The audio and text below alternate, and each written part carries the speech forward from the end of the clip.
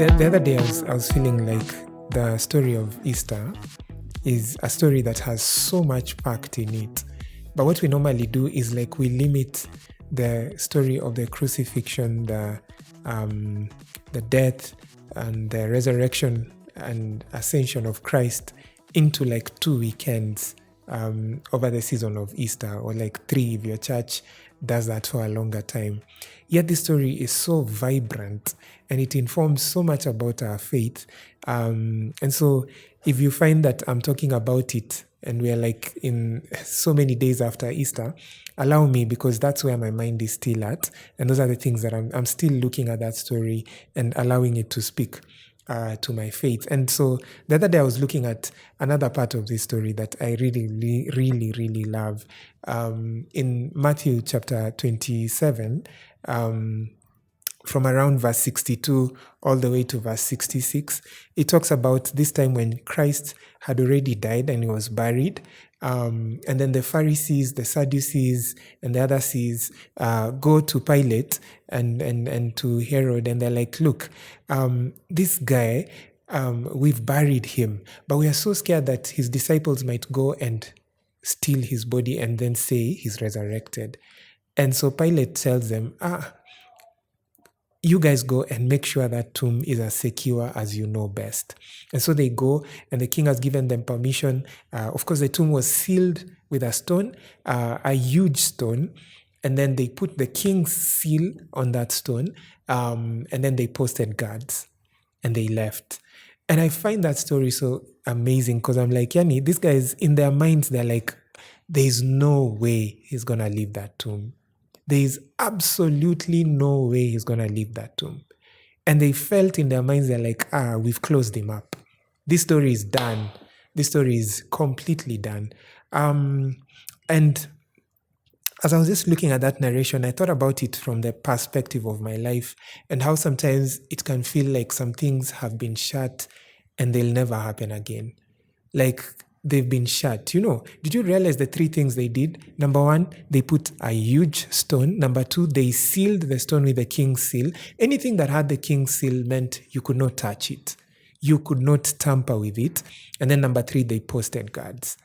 And life sometimes can feel like that. Like the dream has been closed with a stone, it's been sealed, and now it's guarded, it can't come out. Jesus is behind that stone, and there's no way he's going to come out, or so they thought. You know? And so I was thinking about it, and I was like, don't we sometimes feel like odds have been stuck up to that level?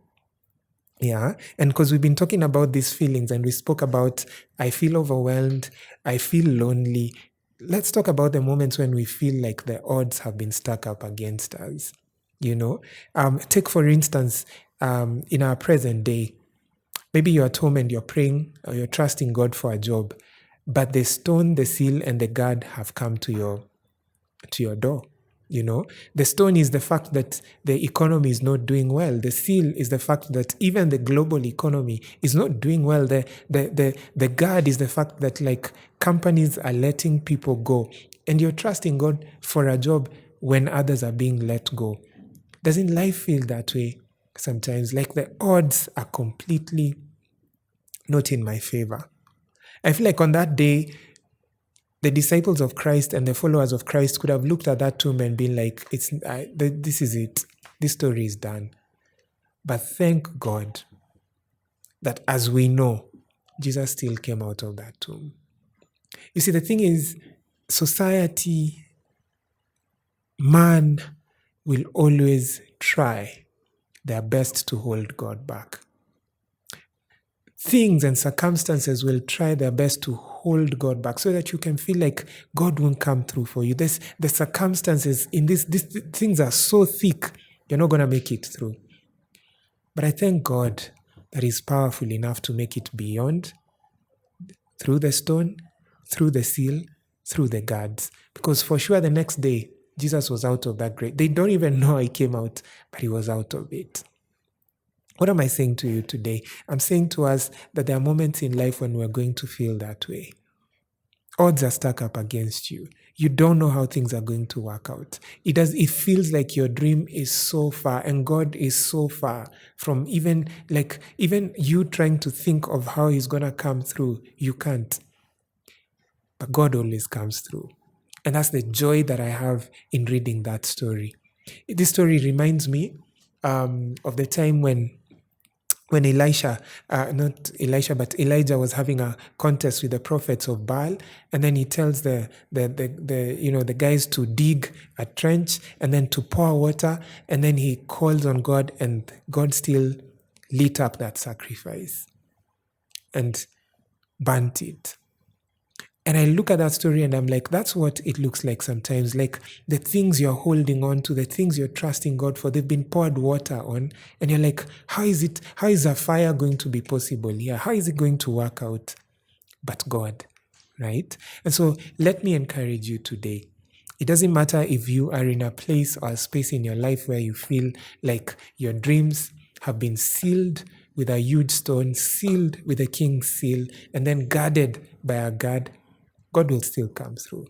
He doesn't need anyone to roll that stone away from him. He will always make his way out and make his way through any situation or circumstance. So be encouraged that God will see you through whatever it is that you're going through today. If God says you're going to get a job, you will get a job. Even though the economy looks the way it looks, even though we can't explain how things are going to work out, right? If you feel like things are thick for you in one situation or another and you can't see a way out, that's great. It's happened before. And when Jesus and the disciples could not see a way out of that grave, he still walked out, because that's who God is. He helps us to beat any odds in our lives, and we can stand victorious, knowing what the Bible says in the book of Acts chapter 2 verse 24. Even death could not hold him down. There's nothing that can hold God down. There's nothing that can hold God back from moving in my life and your life. So be encouraged.